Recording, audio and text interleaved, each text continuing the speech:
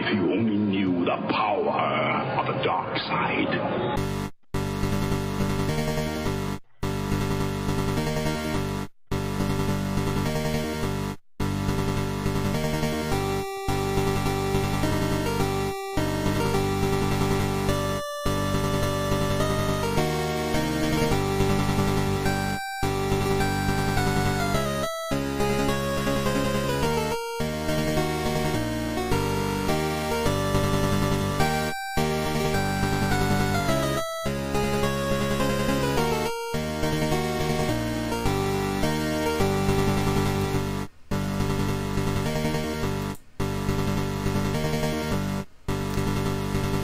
So, there's going to be another Star Wars movie. And we will be discussing the trailer today and what's going on behind the scenes. Plus a new Star Wars video game. Plus me. My name is Micah Curtis. I'm Alex Baldwin, also known as The Hatman. Welcome to Micah and The Hatman Live.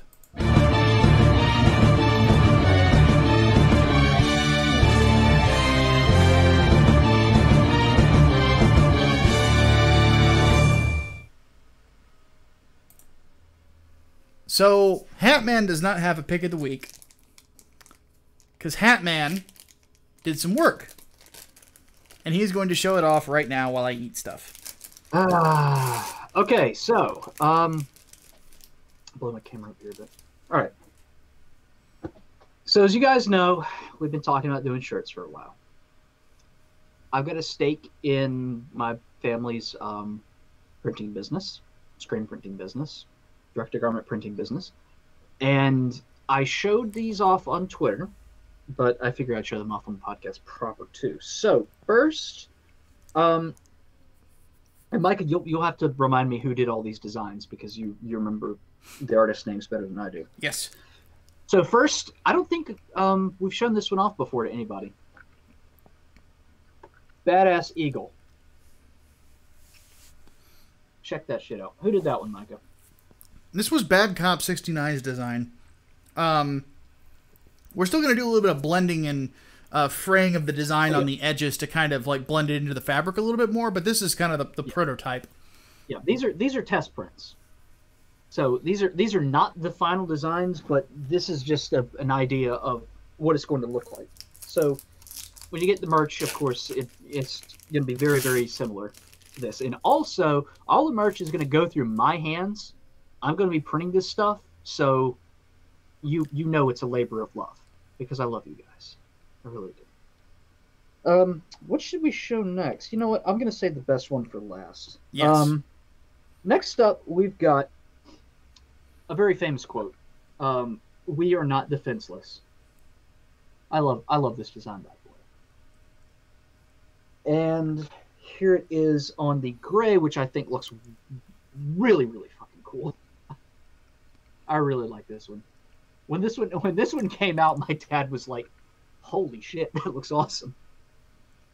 And then the one that I think everybody has been waiting for, and the one that I love the most, absolutely.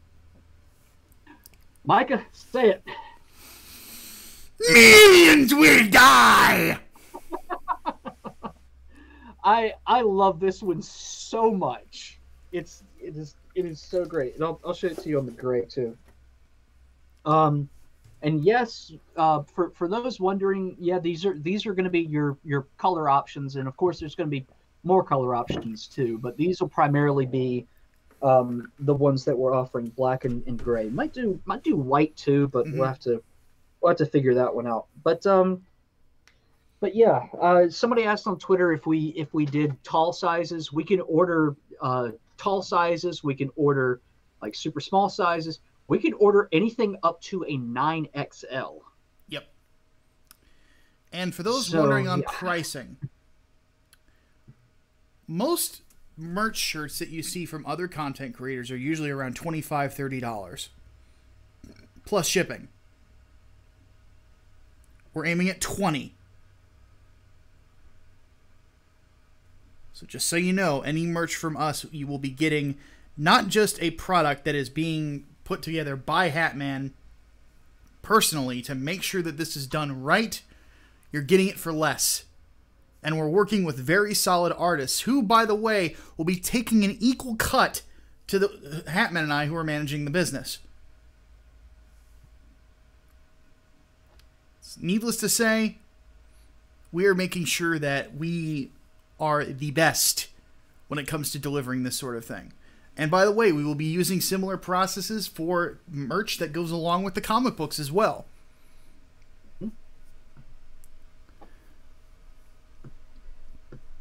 So you guys are in for a real treat.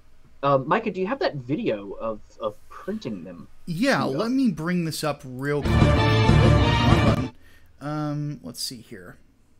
Because I actually took a short video of printing one of the Millions Will Die shirts, and just so you guys have an idea of the process and what it looks like. These are not your typical screen printed shirts. These are done by a process called direct to garment printing, which is basically dyeing the actual fabrics of the shirt. You're not printing a plastisol ink on top of it. So this means when you go to wash your shirts, you can go through tens of hundreds of washes and the colors are still going to be crisp and clean looking.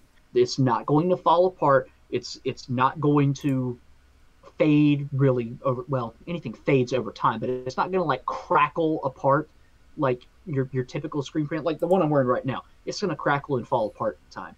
These are not going to. These are not. So you're getting good stuff here. You're getting good stuff. Yep. Let me bring up on my other monitor here. 9X didn't know they made people that big. The biggest size shirt I have ever seen was a 12XL. I didn't even know those existed. See what I mean? Colors, they pop. My computer's being rather slow. Let me back this up a little bit. So then the colors will But as you can see, this is the process here of variable, of course, how it's put forward. It is a incredibly fast process as well. It's not like other screen printings where it takes a while for each shirt to do, especially with a complex design like this one. Yeah, we don't have that issue here. So, and apparently Twitter's being a shit. These are brand new printers too, as in like just released last year. So this is your top of the line equipment at this point. And yeah, what you see there is basically just half of the print job. The white underbase there takes about 45 seconds to do, and then that one takes about another 45 seconds. So you're looking at literally a minute and a half for the shirt to be printed, and then another about a minute or so drying it under a heat press, and good to go. Yeah, and like I said, we can produce these very quickly. So, yep. Yeah, needless to say, we are going to be in the process of trying to get a storefront together. We're also going to try to offer said storefront and carry other people's merch for them as well and help them manage that sort of thing. So, hopefully, if you are another content creator who watches this podcast, please feel free to approach us. We'd be more than happy to talk to you about it. And then, of course, if you're watching this and you like what you see and you'd like other people to do business with us as opposed to having more expensive merch than they do now, please have them contact us. We would be more than happy to talk to them about it. Get in touch. Provided they're not some psycho. Small, family-owned American business. All right, let's go ahead and get into pick of the week for me, which was Fallout 4. So I am probably in the minority on the internet on this game. I really like Fallout 4. Don't like the story. It's got problems, and I'll get to that in a second, but I love everything else about it. So, Fallout 4 released, I want to say it was a few years ago. It's one of the biggest selling video games of all time. It sold as many copies in its first weekend that just as many copies. Now, better phrasing, as many people, or the same amount of a number of people that saw The Force Awakens on opening weekend bought Fallout 4. It had huge numbers. It is one of the biggest games that has ever been released, sales-wise. And the number I just quoted you was console sales. Sold another 1 million opening weekend on PC as well. And how do I start with this one? It is a unique Fallout game in the sense that you take a much more active role in literally rebuilding society. Because you are going from village to village, well, you can anyway, and you can rebuild different settlements and help this area recover from the screwball world that it is. And there is also a DLC that is out that will let you become the opposite and be a raider and torch everything if you want to. So, it's called Nuka World, for those wondering. And let's talk about the story to get started. The problem with the story in Fallout 4, it has a great opening to it. It really does. And it is a hunt to find your son. And the way that it turns is interesting. The problem with it is a really bad story for an open world game. And the reason for that is very simple. It gives you too many hints as to what happens next. So here's how I would have done it. Because basically what happens is you come out of the vault, your son's been kidnapped, your wife is dead. This is not a spoiler, the game's been out for years. Your wife is dead, and you have to go find him. Or your husband is dead if you're playing a female character. The problem is that the game gives you the next step after you wake up. That is probably my biggest problem with it. Because if you've got this open world that you want people to explore, the last thing you want to do is to give them help in finding the storyline objective. Because if you think about the way that I've been playing it since I started this new file, is I got out of the vault, my son's been kidnapped, my wife is dead. The killers are out there, I know the next place to go is Diamond City. I have not gone to Diamond City yet, I've been playing for like 10 hours. I have been going around rebuilding settlements, acting like I don't know the next place I need to look to where my son's at. I come across like a douchebag. It's Fallout for you. But if you think about it, that really is a bad idea for an open world game. Is if the goal is to have people explore, you don't want to just like give the next direction for the story. It's like, go to this place. That's going to tell you the next thing you need to do. You really don't want that. I kind of I think that New Vegas treated the storyline much better, or this type of a story much better. Fallout 3 did it better as well, because Fallout 3, after you leave the vault, it doesn't tell you where to go. But if you do go to the next settlement right next to you, which I can't remember the name of, then you will get steered, but even then it didn't come across like a guarantee. With this, it basically tells you, yeah, this is the next place you need to go and you will find information about your son there. And that, in my opinion, is part of what kills the story. Whenever you have an open world game and you want people to explore, there's nothing wrong with having a strong narrative in it. The problem is that you don't want that narrative to basically give the player a what's the term I'm looking for? A narrow view of what they need to be doing, as opposed to this open view of looking through everything. So, Megaton, that was it. So that's the issue with the story. It's not done well for an open world game. You know, there's different ways that they should do it. They should withhold information from the player right out of the gate of where your son's at. It should be something that you stumble on. So, anyway, gameplay-wise, I actually like the gameplay in this game more so than any other Fallout game. I love the way that the power armor handles. I love that whenever you're in it, you feel like a tank. You are basically a walking tank. Whenever you fight somebody who is in power armor, you get a sense of dread because you know how powerful they are. That sort of thing, in my opinion, is something that was needed in Fallout for the longest time. Because power armor just kind of felt like another set of armor that you got, and it was just kind of the best stuff you get. This felt like you were getting a vehicle, in a sense. It is the best feeling power armor I think I've ever seen in a video game. And I think that's part of why I love it.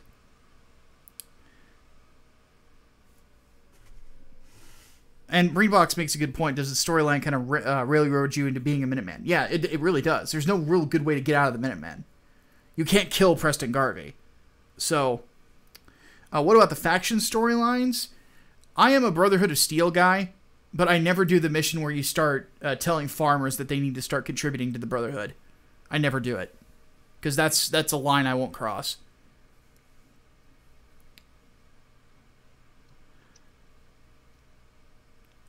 But we shall not suffer the synths to live. And there is a very heavy Blade Runner feel to this game because of the synths. That's, of course, by design. There's a couple obvious nods to Blade Runner in Diamond City when you get there. The character of Nick Valentine is obviously a nod, both to Bogard, but also to Harrison Ford's character in Blade Runner as well. So, yeah. Deckard, that's it. But either way, I enjoy the game quite a bit. It's flawed, and it's probably got some of the more glaring flaws of any Fallout game ever. But I like the building. I like the scavenging. I like the exploring. I love the power armor. I love that I could turn. You see the Red Rocket's the truck stop in front of you. Like, I turned that into a fortress. It's my own personal hangar, and with the with the mods I've installed, that hangar's full of Gundams. Which is part of what I kind of likened the power armor to, is it really feels like a mobile suit, in a way. Or it feels like a smaller mobile suit. So.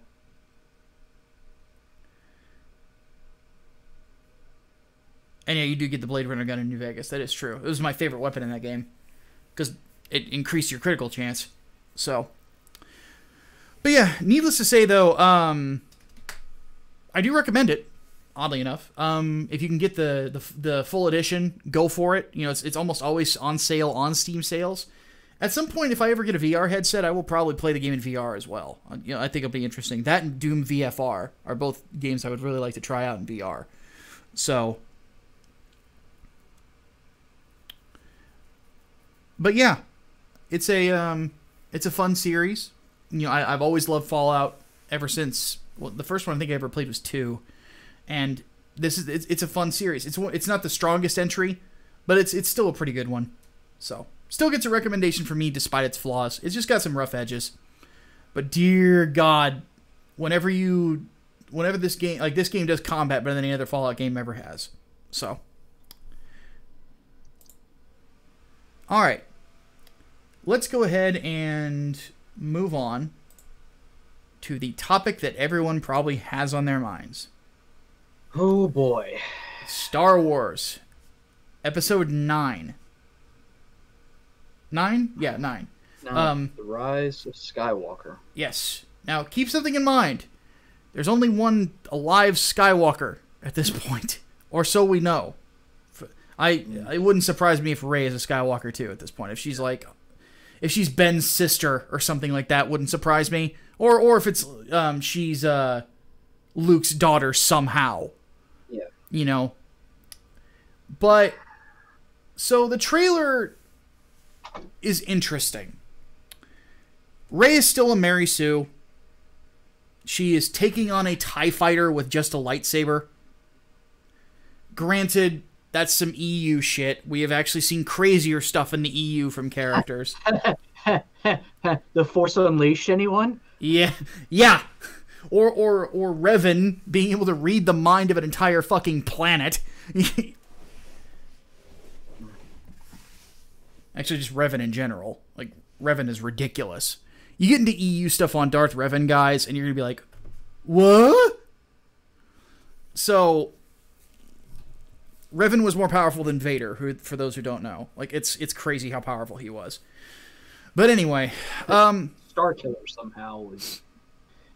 We don't talk about Starkiller. Anyway, he doesn't exist anymore. But, Hatman, I'm actually going to let you start. Thoughts on the trailer, just general. So, aside from the fact that we're both glad that Rian Johnson is not involved in this project. General thought, this is damage control. Mm. This is absolute fucking damage control. I mean, like, even putting the Skywalker saber back together again, mm-hmm. it's funny because the scene in The Last Jedi of Luke tossing the saber over his shoulder and then it breaking apart, to me, basically symbolizes how The Last Jedi broke Star Wars. It's a good way to put it. It's broken apart. Putting even if it's basically space electrical tape back on it, making it work again, at least they know that there was a big fuck up. Yeah. And they have to fix this. And it does look like damage control. I mean, honestly, if what they came to this trilogy for it, that's already good news to me. Of course, they're not going to ever admit that The Last Jedi was a mistake, because they can't. You know, companies don't like to admit that they made mistakes like that. Yeah. But yeah, you can tell that they're going out of their way to try and fix what The Last Jedi broke. I mean, even the first words that you hear are like new dialogue from Luke. Yep. So of course, okay, there's your confirmation there, as if we didn't need it already, that Force Ghost Luke's Luke coming back as a Force Ghost. And then he said we. Yeah. You know, we've passed on all that we know, which implies that he's Yoda got other Force Ghosts with him. Of course, Yoda, but the oft speculated Ben Kenobi, and even more speculated upon Anakin Skywalker ghost. And by the way, if Ben Kenobi shows up and the first words aren't "hello there," I'm going to be very disappointed. Be very disappointed. Though it would be a kind of a hilarious scene to see Rey get freaked out by Anakin showing up and all these others showing up to advise her on what to do next.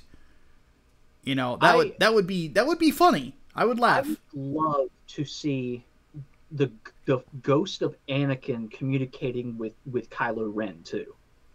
That would be interesting. I thought for sure we were going to get something like that. We should have. Absolutely, but Rian Johnson sucks. Rian Johnson. We will get to him in a minute, though.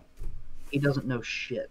No, he sucks. Yeah, let's talk about the big twist to this. The laugh. The ruins of the Death Star and the Emperor's Laugh. So, for those of you who don't know, the Death Star ruins harkens back to some concept art from The Force Awakens, in which Rey, then known as Kira, actually dove into the ruins of the Death Star on Endor, the ocean part of Endor, and Endor does have oceans, or the Forest Moon has it. Anyway, yeah. Into the ruins, into the Emperor's Tower, to retrieve MacGuffin. I think that was the map to Luke. Yeah. So it looks like they're pulling from that. And then, of course, Palpatine's laugh. So Palpatine is back, confirmed. Ian McDermott was there at Celebration after the trailer ended. Kathleen Kennedy has said, yeah, Palpatine is back. We planned for it. So Palpatine is back. So what's EU is new again. I thought that was stupid even in the EU. I thought the whole clone bodies of Palpatine was stupid. Hopefully it's like evil Force Ghost. I can understand that, because the whole only Jedi can become Force Ghosts thing has pretty much been retconned out now. And you had like the visions of Sith that have come up. I think like Darth Bane. Bane in Rebels, Clone Wars. That was Clone Wars. You're right. Yeah, it was very into Clone Wars. So it makes sense, or at least to be tied to some kind of object. Death Star, of course, would be the big one for Palpatine. Yeah, that might be a holocron or something. Yeah, but I don't know how I feel about Palpatine being back. Like it makes sense if they want to cap off the entire saga to end it with Palpatine as the big bad. Everything is proceeding as I have foreseen. Yeah, it wouldn't surprise me if the plot's kind of predictable in the sense that Palpatine's Force Ghost Palpatine has been behind the whole thing. He was the maneuvering behind Snoke, maneuvering behind continuously corrupting the Skywalker family like he's planned to for years. Yeah. Da da da da da. Yeah, Ghost asks a good question. What the fuck was the point of Snoke if Sidious is alive? That's something that they're blame Rian Johnson. They're gonna have to figure that out. Right now, like there's a theory that he was a failed clone of Sidious. Keep something in mind here. J.J. Abrams, who is directing this film, originally had a plan for Snoke, and Rian Johnson willingly threw it out the window just to kill him. J.J. Abrams had a plan character throughout the sequel trilogy.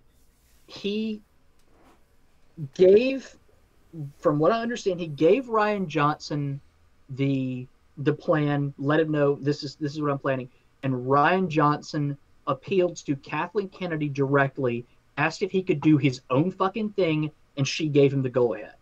Yes, and as such, we got the worst Star Wars movie ever. Yeah.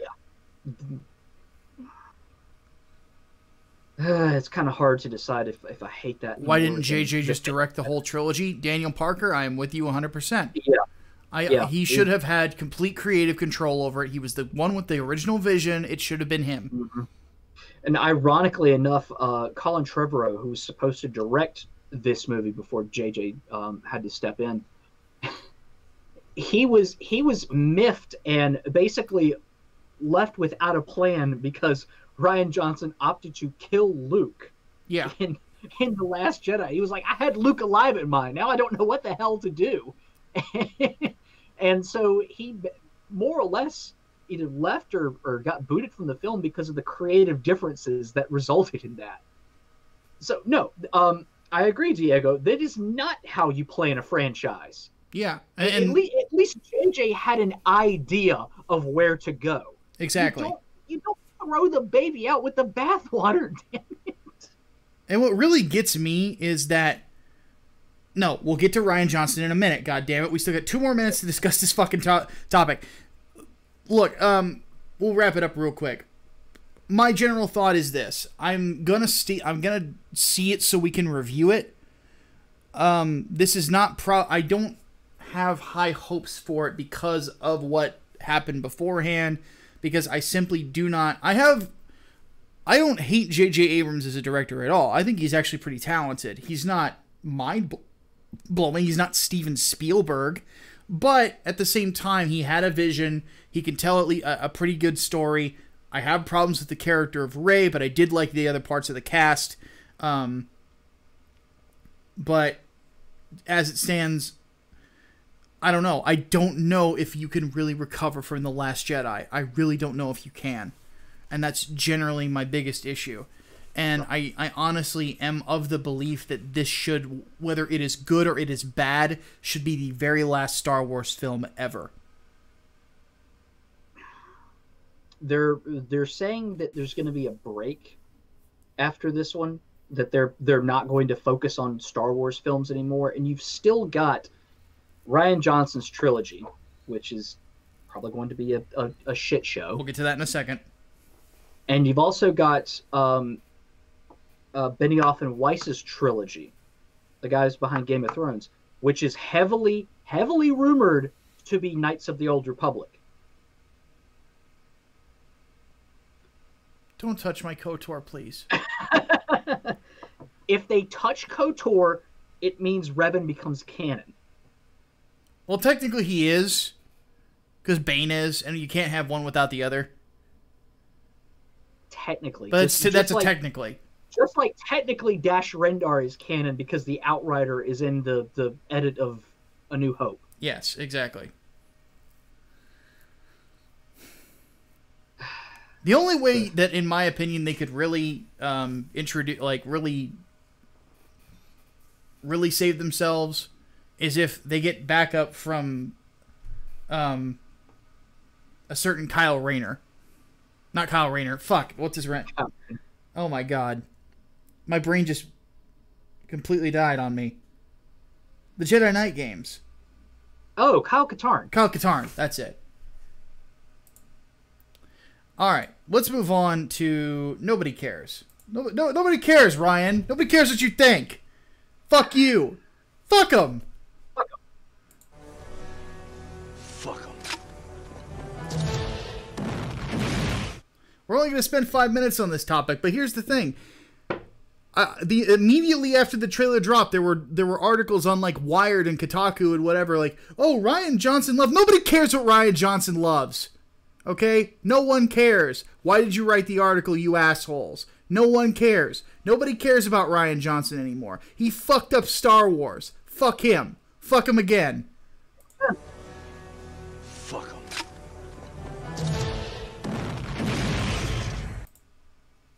Jesus fucking Christ. And this fucking guy still somehow is going to get movies.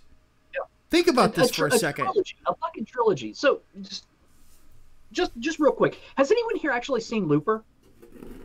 The movie that had really, really good world building, but such a shitty, convoluted plot with a twist that totally negates the entire fucking point of the movie. Like, honestly, they're going to give this guy a fucking trilogy based on a failed, what was it, a subversion of expectations of your main fucking franchise, and a really, really mismanaged fucking original piece? No. No. Do not give him creative control of things that he can break. It's like a cat. Rian Johnson is like a fucking cat. You put anything out that can be broken, a cat is probably gonna fucking break it. Yes. Put Rian Johnson on anything that can possibly be broken, he's probably gonna fucking break it. Here's my question. How many dicks did he suck to keep his job? How many? Because it's 37 in a row. Because here's the thing. I want you all to think about this for a second. Not only is The Last Jedi considered the worst Star Wars movie ever, worse than Attack of the Clones, not only is it that, it is also, technically speaking, responsible for Solo underperforming. There is no such thing as Star Wars fatigue. Let me just get that out of the way. The whole argument that there's Star Wars fatigue is bullshit. Because Marvel, in the same amount of time, Marvel released like 8 or 9 movies, and all did really well. Even Ant-Man and the Wasp did well. If Marvel can do that, there is no excuse for Star Wars. There really isn't. The problem with Star Wars is shitty storytelling. Yeah. You heard it from me when I reviewed Solo. The movie did not justify its own existence. So of course people aren't going to fucking go. And Star Wars fans are insane. Like, people like me, we're insane. We'll go see the movies like 4 or 5 times in fucking theaters. Just because it's Star Wars. Like I did that with The Force Awakens. I did not do that with The Last Jedi. I've only ever seen The Last Jedi twice, and you know about that already. Solo I've seen once. I don't really care to watch that one again. And I did go to the theaters to see that, but it did not justify its existence. In fact, I forgot that I had even watched it at the end of the summer. when going over all the good movies that I liked over the summer blockbuster season. I totally forgot I even saw it. That bad.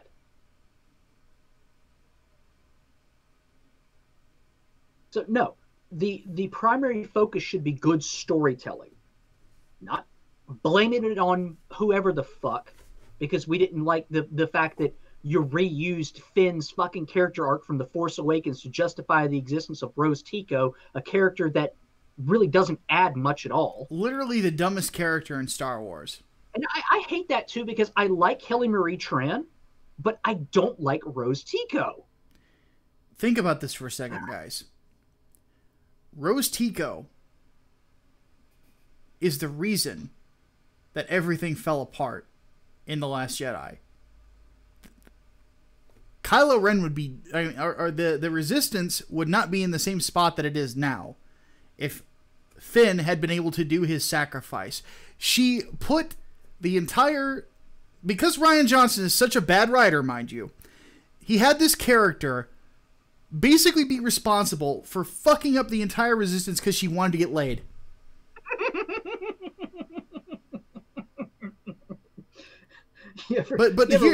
But my point is to the fucking press. No one gives a fuck about what this guy thinks. He's really bad at what he does. Yes. Yes. Stop. I would have watched the last, like, after, like, all this time, I would rather have had Tommy Wiseau direct The Last Jedi than this fucking asshole. Oh, God, at least it'd be entertaining. Yes, exactly. Fuck him. Fuck him. Third time. Fuck 'em.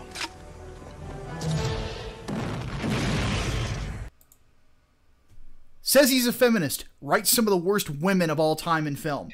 Seriously. How do you fail that badly? B. Rian Johnson. Yes. Oh, seriously, stop riding the dude's dick because he did the whole subversion of expectations thing because he did something so different and so unique. Fuck that. No, that is not fucking good enough.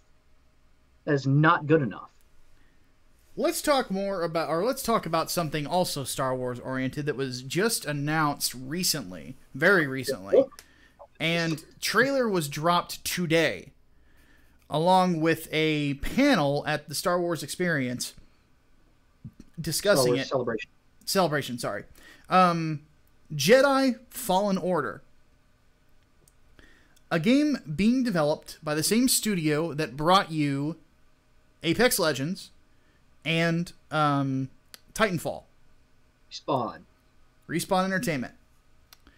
It is being written by Chris Avellone, the writer of Knights of the Old Republic 2, and also one of the head writers from Clone Wars and Rebels, whose name escapes me at the moment.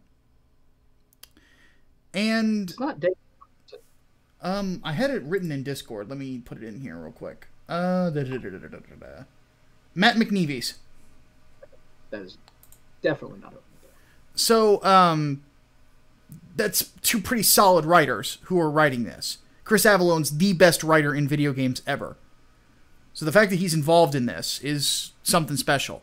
The person playing the lead character is the guy who played the Not Joker in Gotham. And the trailer was an in-engine trailer, so it was more of a proof of concept teaser than it really was like a gameplay trailer. So basically what you see is, yes, it's a Star Wars story. Yes, it is. It looks like, visually speaking, looks very good. This game, by the way, no multiplayer. Single player experience. No microtransactions. No microtransactions, no loot boxes. Full on single player game.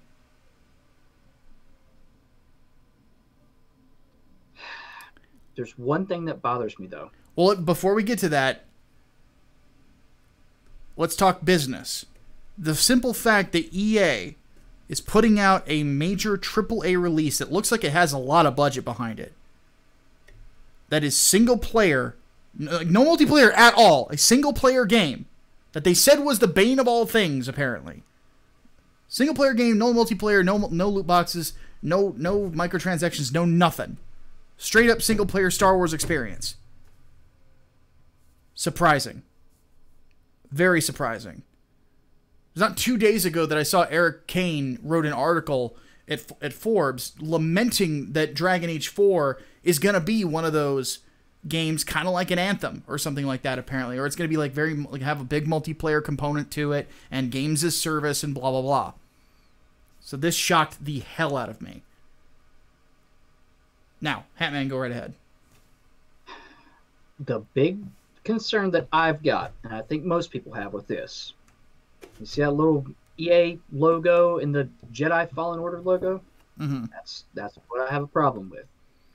EA always seems to find a way to cock up whatever they get their hands on. Yes. And that's a valid worry. Me personally, I like what Respawn has done. You know, a lot of they've also brought in, like they mentioned, like one of the guys who is one of the main lead developers on this worked on God of War 3, which is a great action game. Light on story, but great action game. And it's got a good pedigree behind it development-wise. And to me, that's a good thing. The team felt, when I was watching the interview, legit excited about this. Like, they were very proud to be working on it. And that is always a good sign. I love seeing that from development teams. It's whenever they look checked out that I start to worry. Yeah. This also kind of reminds me of some of the shit we saw for 1313, by the way. Yes, yeah, it definitely reminded me of that. That was one of the first things I thought.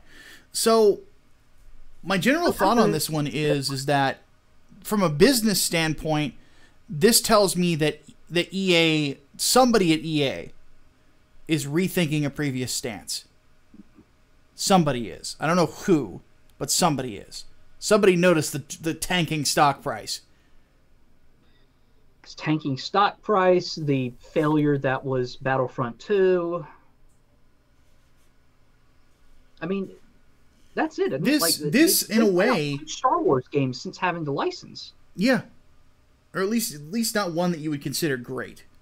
Not on the caliber of like Knights or two games. 2 games total since having the exclusivity rights. Mm-hmm. There are times of charm, maybe. I don't well, that's the thing. They're putting a different developer on it. And I like Respawn. Me too.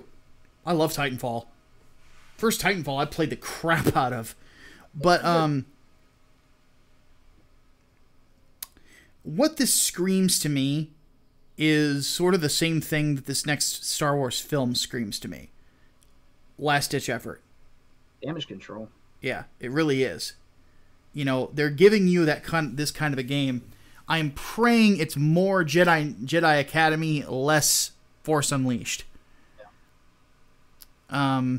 Still gotta see gameplay first, though. Yeah, that's why I'm holding my reservations.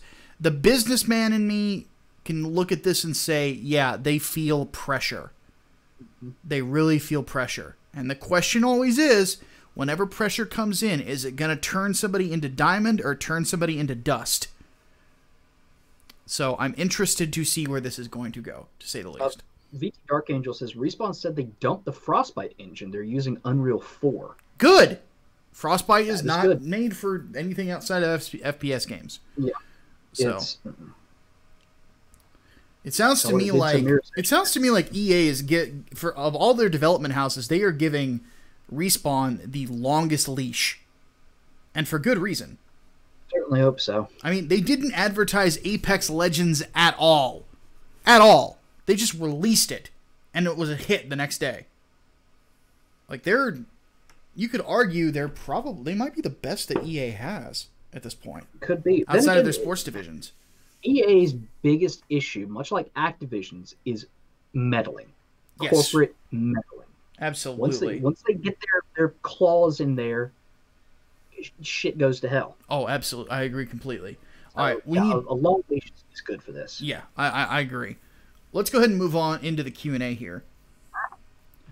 So, Holy Ninja Toe asks, do we like tactical games? Fire Emblem, Banner Saga, Shining Force? If so, what's your favorite, not including XCOM? Shining Force 1. I don't. So Shining Force 1. I hear 2 is better. I haven't played it yet because I'm still trying to track down a physical copy. I don't do emulators that much, so I like to have physical copies of things. But Shining Force 1, I've loved that ever since I was a kid. Great fucking game. Fire Emblem is good too, but I'm not as much of a Fire Emblem person as I probably should be. I still haven't finished Fates, for example. That dialogue. Oh my god. The localized dialogue. I posted about that on Twitter a long fucking time ago. Oh god. It was bad. It was very, very bad.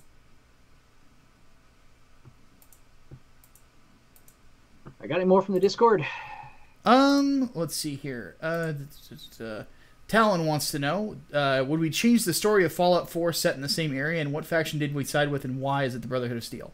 The Brotherhood of Steel, because it's the Brotherhood of Steel, and they're my favorite faction in Fallout. As for would I change the story of Fallout 4, like I mentioned earlier, the one change I would make is I would not direct you to Diamond City.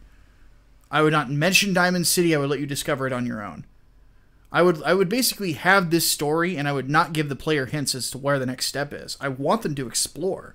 I want them to search high heaven for their kid, and that includes going all over the map and discover where not to go and where to go. The problem with Fallout 4 is it railroads you too much. So, because the other parts of the gameplay in that game I freaking love. It's like the weapons customization and all that other stuff. Like, oh, there is nothing quite like storming into a fucking raider stronghold wearing the XO1 armor with a minigun. Nothing like it. It's sick as hell. I love it. All right, what about the... did we have an entertainment question for the email? Yes, we have a couple. Aside from another one hinting to me that I need to put more muscle on for future reference? I don't know. We'll see. Questionable Weed Friend Chris asks, favorite Three Kingdoms era historical figure and why? Could also reflect your favorite characters from Dynasty Warrior, etc. Lubu. I like fighting him. There you go. I honestly don't know much about the Romance of the Three Kingdoms, but I do... Actually, the military strategies of Cao Cao are always kind of interesting to look into as well. So, we just got $5 from Chaos Sonic. He says... something.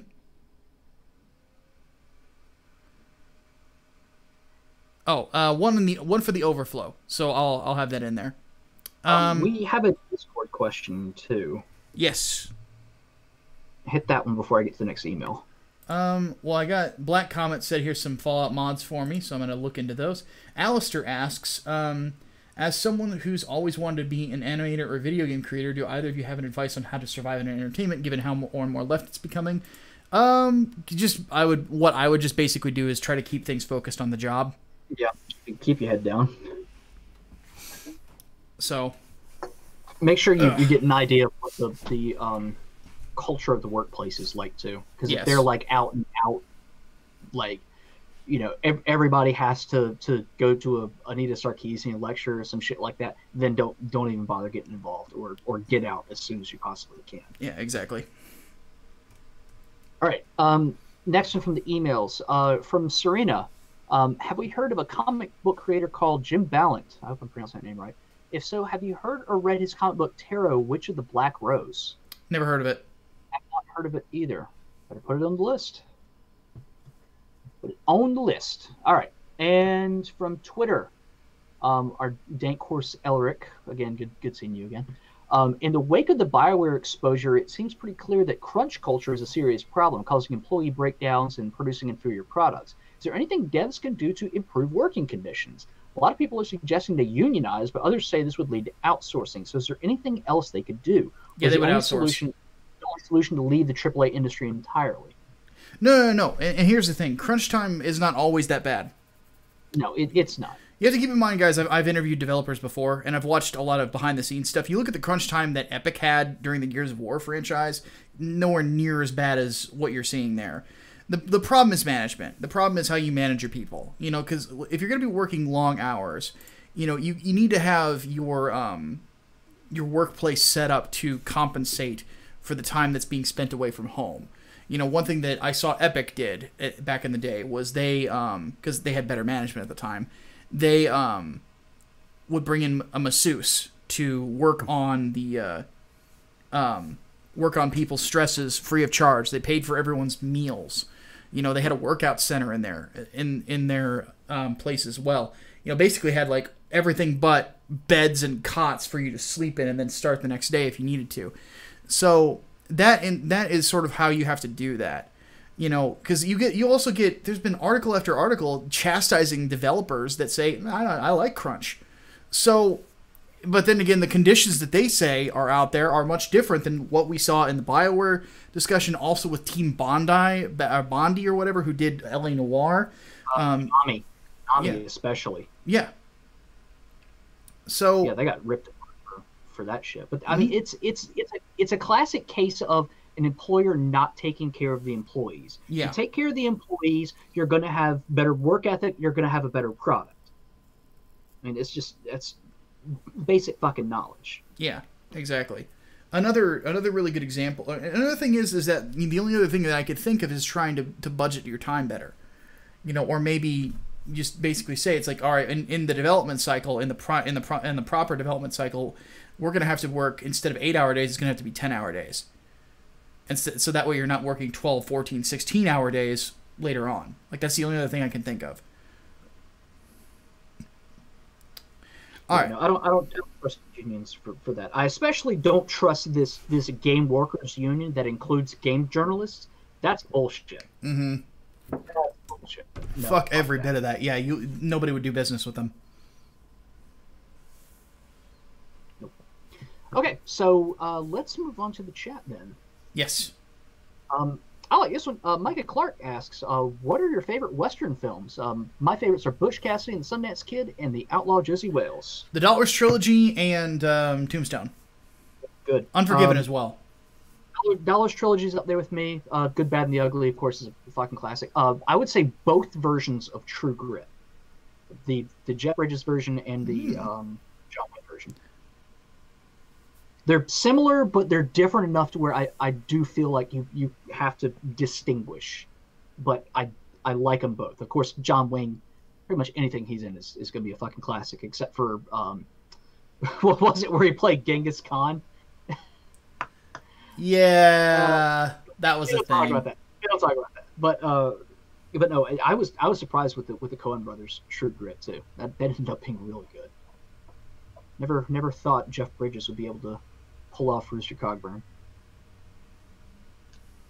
Fill your hand, you son of a bitch. Classic line. All right, let's see. Okay, Matchstick carried this one over from the politics, so I promise I'd answer it here. Thoughts about PewDiePie restricting his streaming to the blockchain D-list? I don't know anything about that, actually. I've never heard of D-list before, but apparently, like, all of his live streaming is being moved off of YouTube and onto this site now. And I say good. Make YouTube hurt. Give him some competition, damn it. Especially if it's the top creator on the platform doing it. Yeah. Go. Does anyone know what his numbers are? Like, has he actually done a stream on there? Like, what numbers has he pulled in? Because I know usually if you move... D-Live, not D-List. Thank you.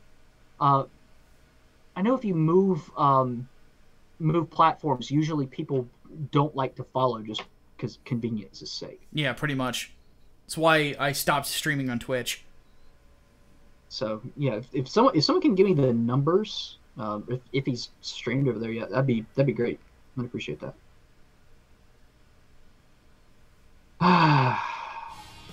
Okay. Oh, more money.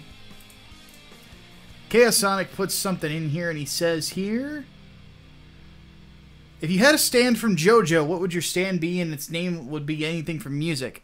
We've had that one before, and yes, it would be called Megadeth. Mm. And then I realized after I said it that the powers I gave it were the exact same thing that fucking Killer Queen does. So I don't know what the powers would be. So, It would be one of the ones that everybody argues over how it works, sort of like King Crimson. And yes, I know of King Crimson by reputation.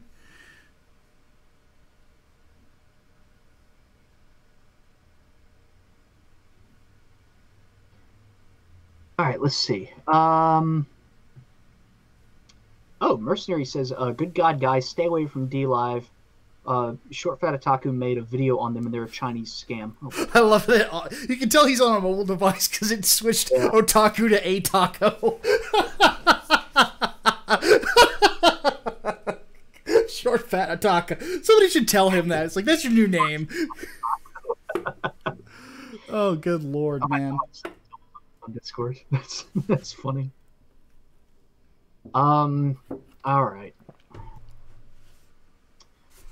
Zawardo says, Micah, what is your favorite stand from JoJo? And trust me, you will love Part 5. It's a mob story in Italy. And a lot of people consider Part 5 JoJo to be their favorite JoJo. Yeah, I've heard a lot of good things about Golden Wind. And I already know who Giorno Giovanni is, who he's the son of. Again, reputation. But favorite stand. That's a really good question. Design-wise, God, that's hard to say.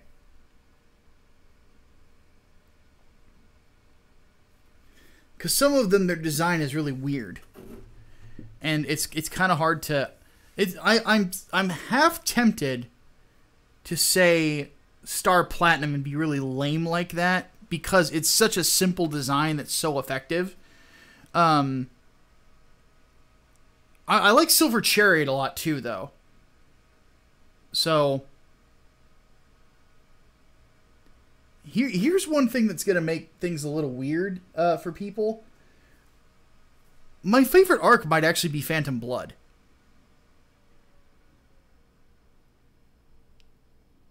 So yeah.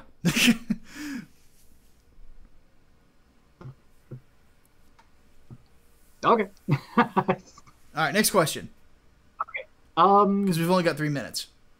Let's do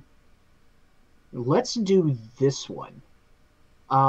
Diego Camacho says, thoughts on Warhammer Fantasy?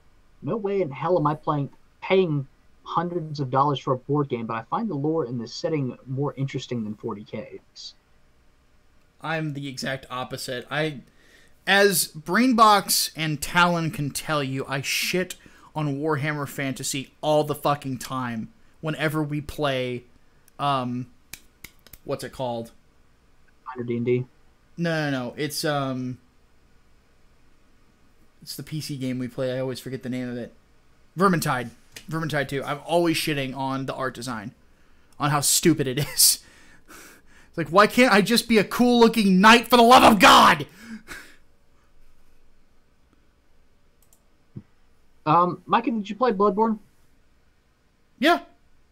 Okay, then we'll take this one from Broken Scale. Since Sekiro and FromSoft is still in the public eye right now, what did you think of how Bloodborne, another FromSoft game, handled the Lovecraftian themes? I haven't finished it yet, but I love it. I really do. It really felt like both a love letter to sort of Lovecraftian horror and to Castlevania as well.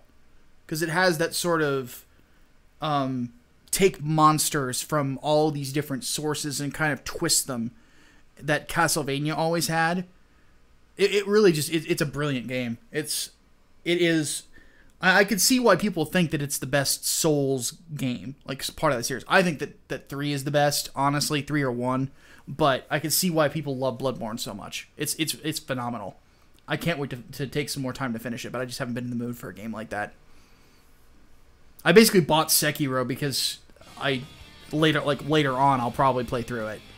I probably should have just waited, honestly, instead of spending $60 on it, but it be what it be. Chaos Sonic puts in another $5, says he's going to ask you if you might take a look at the video game JoJo Eyes of Heaven. So what if Dio won against Jotaro and managed to do what he planned in Part 6? And you have to look at Part 5 through 8 for that. Since spoilers, I already know what happens in Part 6 because of reputation.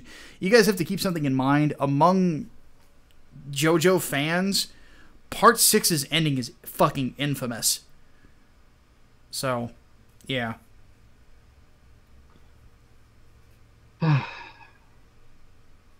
Eventually. I'll get to it eventually. All right. One more. Yeah, we'll do one more. Hardboiled Entertainment. Synth or no synth? Would you grant an exception for Nick Valentine?